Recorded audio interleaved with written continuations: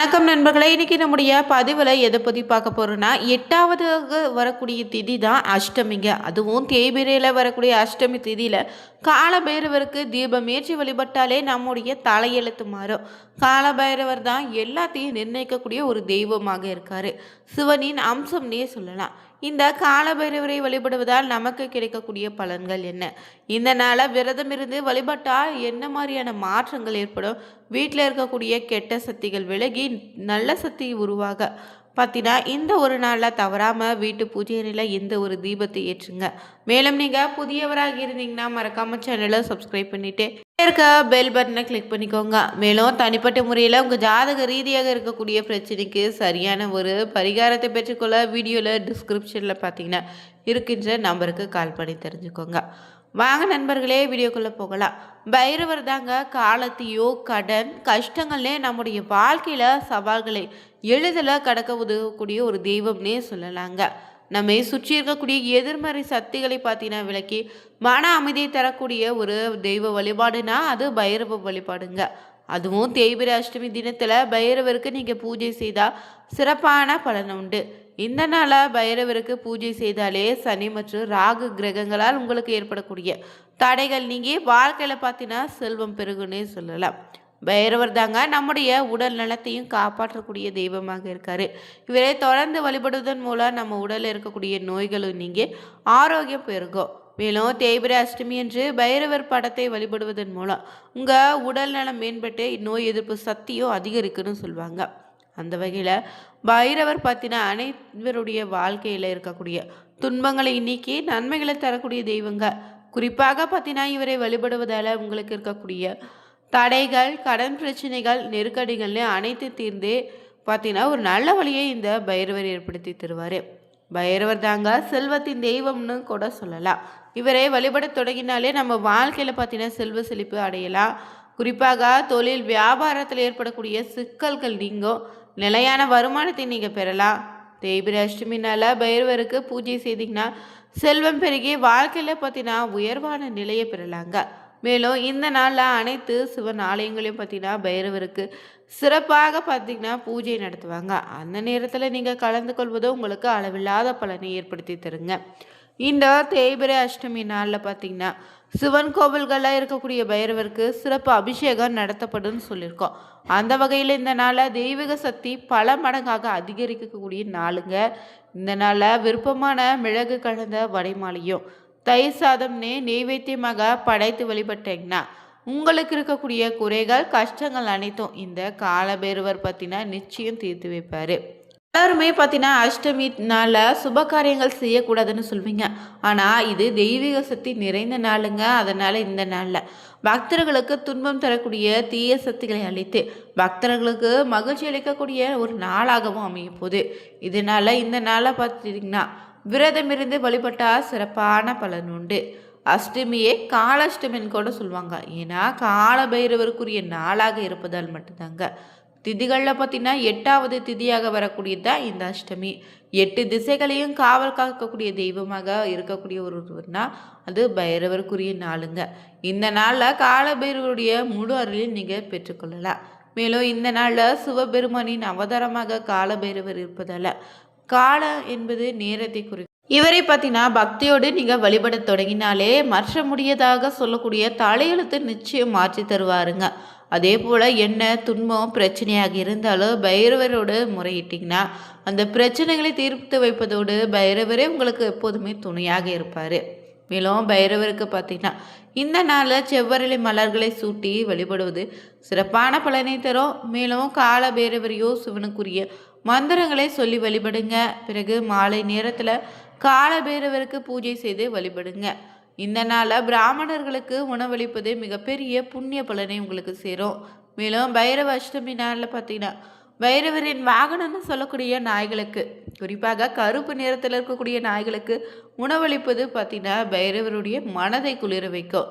இந்த தேய்பிரை அஷ்டமியில் விரதம் இருந்து பைரவரை வழிபட்டிங்கன்னா நிச்சயம் செல்வங்களோ மகிழ்ச்சியான வாழ்க்கையும் இனி மாறுங்க. இந்த நாளை பார்த்தீங்கன்னா நம்ம செய்யக்கூடிய சில எளிய வழிபாடுகளும் பரிகாரம் தான் நம்முடைய வாழ்க்கையில் மிகப்பெரிய மாற்றத்தை ஏற்படுத்தி தரக்கூடிய நாளாக அமைய போகுது.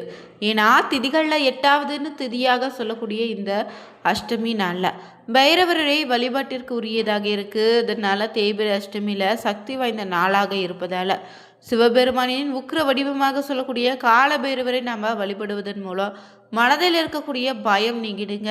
எதிரிகள் தொல்லையாலேயும் தீய சக்திகள் எதிர்மறை எண்ணங்கள்னே கிரகங்களால் ஏற்படக்கூடிய தலைகள் அனைத்தும் நீங்கிடுங்க. மகிழ்ச்சி ஆரோக்கியம் செல்வ பலனே நமக்கு உண்டு. தேய்பிரை அஷ்டமி நாளில் செய்யக்கூடிய சில எளிய பரிகாரம் பார்த்தீங்கன்னா நாம் நினைத்து பாரியத்தில் நிச்சயம் நிறைவேற்றி தருன்னு சொல்லுவாங்க. அதன்படி இந்த ஆண்டு தை மாத தேய்பிரை அஷ்டமி பிப்ரவரி 9ஆம் தேதி பார்த்தீங்கன்னா திங்கக்கிழமை அமைந்திருக்கு. இந்த நாளில் முருகப்பெருமானுக்குரிய விசாக நட்சத்திரத்தில் இணைந்து வந்திருக்காங்க. அதனால் ரொம்பவே விசேஷமான பலனை ஏற்படுத்தி தரப்போகுது. இந்த நாளில் காலை 7:06 தொடங்கி பிப்ரவரி 10ஆம் தேதி நாளை காலை பார்த்தீங்கன்னா 8:46 வரையுமே அஷ்டமி தேதி இருக்குது.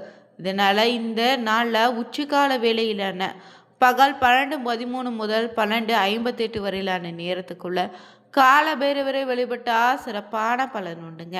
இந்த நாள் அதிகாலையில் எழுந்து வீட்டில் விளக்கேற்றி வழிபட்ட பிறகு விரதத்தை நீங்கள் தொடங்கிடுங்க. பிறகு கால பைரவருக்கு செவ்வரளி மாலை அணிவிப்பதோ செவ்வரளி பூக்களால் அர்ச்சனை செய்து வழிபடுவதோ சிறப்பான பலனை ஏற்படுத்தி தரும்.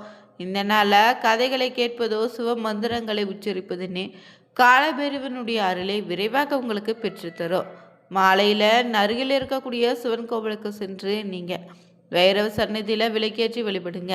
பிறகு இந்த நாளில் முன்னோர்களை நினைத்து அவங்களுடைய பெயரால் தானம் அளிப்பதோ பைரவருடைய வாகனமான கருப்பு நிற நாய்களுக்கு பால் பிஸ்கெட் வாங்கி கொடுப்பதோ கர்மவினைகளை குறித்து உங்களுக்கான கஷ்டத்தை போக்குவதற்கான வழி நிச்சயம் பிறக்கும். அதே போல் இந்த நாளில் தீராத துன்பத்தில் இருப்பவங்க மிக முக்கியமான வேண்டுதலை நிறைவேற வேணும்னு நினச்சிங்கன்னா வழக்குகளில் இருந்து விடுபட வேணும்னு நினைப்பவங்களோ தேய்பிரை அஷ்டமி என்று 11 மிளகுகளை எடுத்து சிவப்பு நிற துணியில் முடிச்சாக கட்டிட்டு பிறகு ஒரு பூசணிக்காய் எடுத்து அதை 2ஆக வெட்டி அதில் உள்ள விதைகளை நீக்கிட்டு இழுப்பை எண்ணெய் ஊற்றி மிளகு முடிச்சை திரியாக போட்டு பைரவரின் சன்னதிக்கு முன்னாடியே பார்த்தீங்கன்னா விளக்கேற்றி வழிபடுங்க. பிறகு நெருப்பில் மிளகு வெடித்து சிதறுவதை போல பார்த்தீங்கன்னா உங்களுடைய துன்பங்களும் வெடித்து காணாமல் போயிடுங்க. இந்த வேண்டுதலை 8 தேய்பிரை அஷ்டமியில் தொடர்ந்து செய்து வர உங்களுக்கு இருக்கக்கூடிய பிரச்சனை படிப்படியாக விலகிடும். இந்த கலியுகத்துக்கு கால பைரவர் என்ற ஒரு வாசகம் இருக்கு. பைரவர் பார்த்தீங்கன்னா ரொம்ப சக்தி வாய்ந்த தெய்வங்க, சத்திய மிக்க கடவுள்னே சொல்லலாம். பைரவரை வணங்கினாலே எப்போதுமே தடைகள் அனைத்தும் தகர்த்திடுவாரு, எதிரிகள் பலமிழக்க செய்திடுவாரு, நீண்ட காலமாக இழுபறியாக இருந்த வழக்குகளை வெற்றியை தேடி தருவாருங்க. அப்படிப்பட்ட பைரவ வழிபாட்டில் பார்த்தீங்கன்னா தீப வழிபாடு ரொம்பவே முக்கியமாக சொல்லுவாங்க. ஏன்னா தீப வழிபாட்டில் பஞ்ச தீப வழிபாடு இன்னும் மகிமை மிக்கதாக சொல்லப்படுது. இழுப்பை எண்ணெய், தேங்காய் எண்ணெய், நல்லெண்ணெய், விளக்கெண்ணெய், பசுநெய்னு கொண்டு தனித்தனி தீபங்கள் ஏற்றுங்க. மனதார வழிபட்ட பிறகு மங்கள காரியங்கள் அனைத்தும் நிச்சயம் பார்த்தீங்கன்னா பைரவரின் அருளால் உங்கள் வாழ்க்கையில் நிறைவேற தொடங்கும். அதே போல் இந்த நன்னாளில் தனித்தனியே இந்த எண்ணெய்களை கொண்டு தீபம் ஏற்றுங்க. பைரவரிடம் உங்கள் வேண்டுதலை வச்சுடுங்க. பிறகு கோரிக்கையும் வைங்க. சகல நன்மைகளும் தந்துருவார் இந்த பைரவர். அதே போல் காரியத்தில் தொழில் வேலையில் இருந்த தடைகளெல்லாம் தகர்த்தி முன்னேற்ற பாதையை காட்டி அருள்வார். வழக்கு முதலான விஷயங்களை வெற்றியை தேடி தருவாருங்க. இந்த பஞ்சதீப வழிபாட்டை செய்ய செய்ய நினைத்த காரியங்கள் எல்லாம் நடக்க ஆரம்பிக்கும். தீர்க்க முடியாத தொல்லைகளும் தீர்ந்துடுங்க. அதே போல் தேய்பிரை அஷ்டமி மட்டும் இல்லைங்க, ஆயில்ய நட்சத்திரம், சுவாதி நட்சத்திரம், மிருகசீரிசம் முதலான நட்சத்திரனால கூட இந்த பஞ்ச தீபம் ஏற்றி பைரவரை வணங்கினீங்கன்னா உத்தியோகத்தில் பதவி உயர்வு, சம்பள உயர்வு நிச்சயம் உண்டு. குடும்பத்தில் ஒற்றுமை உண்டாகும். அதே போல் இந்த பைரவருக்கு பார்த்தீங்கன்னா தை சாதம் நெய்வேத்தியம் செய்து செவ்வரளி மாலை சத்தி வேண்டிக்கொண்டா வீட்டில் தரித்திர நிலை மாறுங்க. அதே போல் சகல ஐஸ்வர்யங்களும் உண்டாகும்.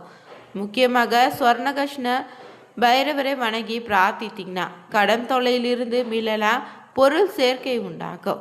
அதே போல் இந்த தேய்பிரை அஷ்டமி நாளில் பார்த்தீங்கன்னா சகல சுபிட்சங்கள் பெற்று தரக்கூடிய நாளாக இருக்கு. பைரவருக்கு பார்த்தீங்கன்னா வீட்டில் இல்லைன்னா கோயிலில் கூட இந்த நாளில் நீங்கள் அகல் விளக்கு இல்லைன்னா தேங்காய் மூடியில் தீபம் ஏற்றி வழிபடுங்க.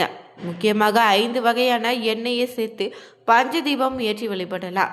மிளகு தீபம் ஏற்றி வழிபட்டாலும் கடன்கள் தீருங்க. அதே போல் வெள்ளம் கலந்த பாயாசம், உளுந்து வடை, தயிர் சாதம், பால், தேன், செவ்வாழை பழம் படைத்து வழிபடலாம்.